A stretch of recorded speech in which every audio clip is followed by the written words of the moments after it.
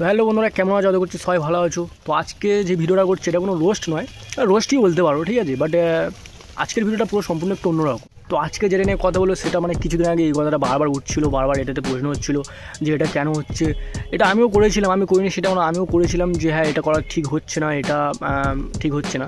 সেটা হলো কি, যখন আমাদের ইন্ডিয়ার সাথে পাকিস্তানের যে ম্যাচটা ফিক্স হয়েছিল যে 14 সেপ্টেম্বর যে ম্যাচটা হবে, তখন অনেকের মনে কোশ্চেন ছিল যে কেন খেলছে, কী জন্য খেলছে ঠিক আছে, কারণ আতঙ্কবাদের সাথে খেলা উচিত নয়। হ্যাঁ, এটা আমিও বলেছিলাম যে হ্যাঁ ম্যাচটা বয়কট করে দেওয়া উচিত। আর যারা সিনিয়র প্লেয়ার আছে তারা বয়কট করছে, আর আমরা জুনিয়র হয়ে কেন আমরা ম্যাচটা খেলছি, বয়কট করে দেওয়াই বেটার। এটা অনেকেই বলেছিল যে ম্যাচটা বয়কট করাই বেটার, এইসব এদের সাথে ম্যাচ খেলা উচিত নয়।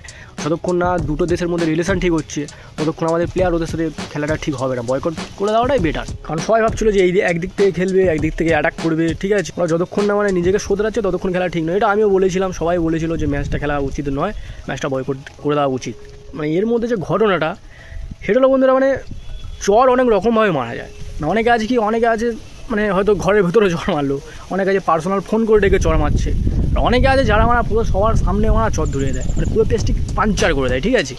তো তেমনই আমাদের ইন্ডিয়ার প্লেয়াররা ওদের এই ওরকম হাল করেছে। সঠিক বলেছে। আমাদের ইন্ডিয়ান প্লেয়ার অ্যাকচুয়ালি, আমাদের ইন্ডিয়ান যারা প্লেয়ার তারা চর মারেনি, তারা মুখে লাথি মেরেছে ঠিক আছে। মুখে লাথি মেরেছে, মুখ পেতে মুখের ওপর দাঁড়িয়ে মনে হয় পিছিয়েছে, ঠিক আছে। তো সেটা কী করেছে খেলার মাঠে তো দিয়েছে চুদে, সেটা আলাদা ম্যাটার। কিন্তু সবথেকে বড় কথা, যখন হ্যান্ডশেকটা করলো না, সিরাজ একটা কথা বললে কী হয় বন্ধুরা, হয়তো বয়কট করলে কী হতো, বয়কট করলে হয়তো ম্যাচটা বন্ধ হয়ে থাকতো, ওই রকম হয়ে থাকতো। কিন্তু এই যে ওদের ডেকে যে পোঁদ মারলো, ডেকে যে আরে লাঠিটা মারলো, এটা সেরা ছিল। কী বলবো, মুখে বললে কম পড়বে, ঠিক আছে। যখন তোমার একটা জিনিস লক্ষ্য করেছে, যখন আমাদের যখন পাকিস্তানের প্লেয়ার যখন প্রথমে টসে এলো, টস করার সময় যখন হ্যান্ডশেক করার সময় আছে, হ্যান্ডশেক করার সময় কোনো রকম হ্যান্ডশেক হয়নি, প্রথমে এটাই হয়ে গেল, ঠিক আছে। তারপরে কী হলো, তারপরে আবার আমাদের প্লেয়ারটা ম্যাচ জেতার পরে উঠে গিয়েছে, ঠিক আছে। কোনো রকম হ্যান্ডশেক, কোনো রকম কিচ্ছু হয়নি, কোনো প্লেয়ারকেও দেখেনি, জাস্ট এলো, ম্যাচ জিতলো, চলে গেলো, এর কোনো ব্যাপার না, ম্যাচটা জেতা, এলো, ম্যাচ জিতে বের হয়ে চলে গেল, ঠিক আছে। তো তারপর ম্যাচ তো জিতাবে, এমনি আমরা সবাই জানতাম যে কুকুরের বাচ্চা পাগলা চোদা আমাদের কাছে কখনো জিততে পারেনি, আর ও কোনো দিন পারবেও না।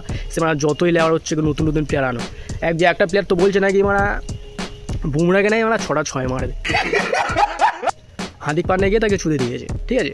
তো কিছু বলার আগে একটু ভেবেচিন্তে বলবি, কারণ খাস সাথে ম্যাচটা পড়েছে, এটা হলো ম্যাটার, ঠিক আছে। এটা ওমানের সাথে পড়েনি, হংকং চায়না এদের সাথে পড়েনি, ঠিক আছে।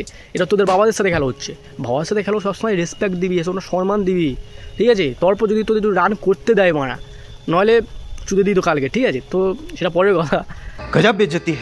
তো সবথেকে বড় কথা হচ্ছে ম্যাচটা জেতার পরে কোনো রকম হ্যান্ডশেক তো করলো না। তার থেকেও বড় কথা কী জানো পাকিস্তানটা নাকি, এটা আমি শুনেছি, বাট আমি পুরোপুরি ঘটনাটা জানি না, বাট এটা হতেও পারে, পাকিস্তান নাকি ড্রেসিং রুমে গিয়েছে ইন্ডিয়ার হাত মেলানোর জন্য, ঠিক আছে। তো ড্রেসিং রুমে গিয়েছে পাকিস্তান, আমাদের দিক থেকে বলা হচ্ছে যে আমাদের ছেলেরা কোনো রকম হাত মেলাবে না, কোনো রকম হাতে হ্যান্ডশেক হবে না, খেলার দরকার খেললাম, ম্যাচ হয়ে গেছে, ব্যাস, আর কোনো রকম হ্যান্ডশেক হবে না, ঠিক আছে।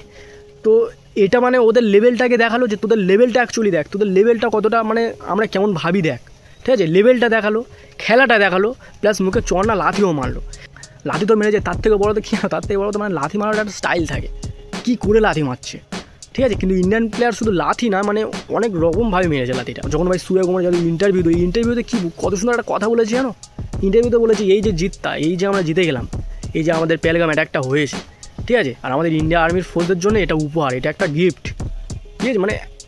মেন কথা কী হলো, ওদের লেভেলটা সবার সামনে পাঞ্চার করলো, ঠিক আছে। পুরো দুবাই স্টেডিয়ামের মধ্যে অত দর্শকদের মধ্যে ওদের লেভেলটা পুরোপুরি পাঞ্চার করে দিল যে আমরা অ্যাকচুয়ালি কি আর তোরা অ্যাকচুয়ালি কি, তোদের লেভেলটা কেমন। বন্ধুরা কী জানো তো, অপমানের একটা লিমিট থাকে, চড় মারার লিমিট, লাথি মারার লিমিট থাকে। তো ইন্ডিয়া যেটা করলো, এটা আমার মনে হয় বয়কট করার থেকে না, এই যে ম্যাচ হয়েছে এইটা যেন বেশি ওদের পুরো একদম চুদে দিল, পুরো পাকিস্তানকে একদম পুরো পাকিস্তানকেই চুদে দিল একদম। বয়কট করলে কী হতো, বয়কট করলে ম্যাচ হতো না, ব্যাস এই অবধি। কিন্তু ওরা যে বড়গুলো দিতেই থাকতো, ইন্ডিয়া ভয় পাচ্ছে, ইন্ডিয়া এই করছে ওই করছে। কিন্তু এই যে ম্যাচটা খেলার পরে এই যে এত সুন্দরভাবে অপমানটা করলো ওদের, ওদের লেভেলটা তো ডাউন করে দিল। আমার মনে হয় বয়কটের থেকে এটা অনেক বেটার কাজ করেছে, ঠিক আছে, বয়কটের থেকে অনেক অনেক বেটার কাজ করেছে। আমার বয়কট করার থেকে আমরা প্রথমে হয়তো ভেবেছিলাম যে ম্যাচটা খেলা উচিত হচ্ছে না, বাট ম্যাচটা খেলার পরে বুঝতে পারছি যে না, ম্যাচটা খেলে একদম সঠিক কাজ করেছে। এই যে মুখে ওদের লাথিটা মারলো, শুধু চর নয়, লাথি চর ঘুষি সব কিছুই মেরেছে, তো এটা খুব সুন্দর একটা কাজ করলো। এটার জন্য ইন্ডিয়ান আর আমাদের সূর্যকুমার যাদব তো খুব সুন্দর একটা কথা বলেছে, এই যে মানে সবার সামনে যে পাকিস্তানকে পুরো নিচু করে দিল, ডাউন করে দিল, মিষ্টি ভাষায় জুতোর বাড়ি যেটাকে বলা হয়, যেটা সূর্যকুমার যাদব যেটা মেরেছে পাকিস্তান এটা এখনও ভুলতে পারবে না। ঠিক আছে, এটা ভুলতে পারবে না, কয়েক মাস অবধি ভুলতে পারবে না। মানে ইন্ডিয়া এখানে দুটো কাজ করলো। ঠিক আছে, ইন্ডিয়া প্রথম মানে তাদের পাওয়ারটা দেখালো, খেলাটা দেখালো, আর সেকেন্ড কাজটা কী করলো, মানে তাদের এমনভাবে অপমান করেছে তারা মনে হয় এই যে ব্যথাটা, এই যে কষ্টটা, এই যে পেছনে এত বড় একটা দিল, এটা মনে থাকবে, কিছু মাস মনে থাকবে এটা। তো শেষ কথা, পাকিস্তানকে একটা কথা বলছে, বাবাদের সাথে লাগতে আসবে না আমার। ঠিক আছে, বাবাদের সাথে কোনো দিন লাগতে আসবে না। প্রথমেরটা বয়কট করেছিল, এটা করেনি, আমরা ভেবেছিলাম যে এটা ভুল কাজ করলো, কিন্তু না, একদম সঠিক কাজ করেছে। তোদের পেছনে আঁচলাটা দিয়েছে, আঁচলা না পুরো গোটা দিয়েছে। ঠিক আছে, তো এটা তোদের কিছু মাস থাকবে আমরা জানি। আর বাবার সাথে কখনো লাগতে আসবে না। ঠিক আছে, বাবারা সীমান্তেও যেমন থাকে, মাঠেও তেমন থাকে। আর তার থেকে বড় কথা, আমাদের অভিষেক শর্মার একটা ব্যাটার তৈরি হচ্ছে। ঠিক আছে, হয়ে গেছে, ও তো মানে ওয়ান সাইড ম্যাচ করে দিয়েছিল, প্রথমেই ওয়ান সাইড ম্যাচ করে দিয়েছিল। ও হয়েছে 10 ওভারে ম্যাচ ফিনিশ করে দেবো। তো না, সাইন আফ্রিদি বিরাট বল করে দিয়েছে চুদে, প্রথম বলে 4, দ্বিতীয় বলে 6। তো বাবার সাথে লাগতে আসি না, বাবাদের যে এখন যা মানে খেলোয়াড়রা তোদের মাঠেও সীমান্তেও সব জায়গায় চুড়ে দেবে। ঠিক আছে, আর কোন সাহেব বাবু নাকি মানে কী মানে নাম গোষ্ঠী করতে, তোদের নাম আমি মনে রাখি না মানে। ঠিক আছে, প্লেয়ার ভাবি না তোদেরকে মানে, ও নাকি বুমরার বলে 6টা 6 মারবে। হ্যাঁ মার ভাই মার, স্বপ্নেতে মার, রিয়েলিস্টিক নয়।